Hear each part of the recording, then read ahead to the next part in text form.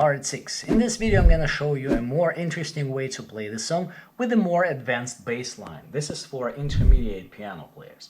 So instead of just playing single notes, you play it like this. An octave lower, an octave higher, an octave lower, an octave higher. The same note, B for example, and all the same notes. So at the end it should sound like this.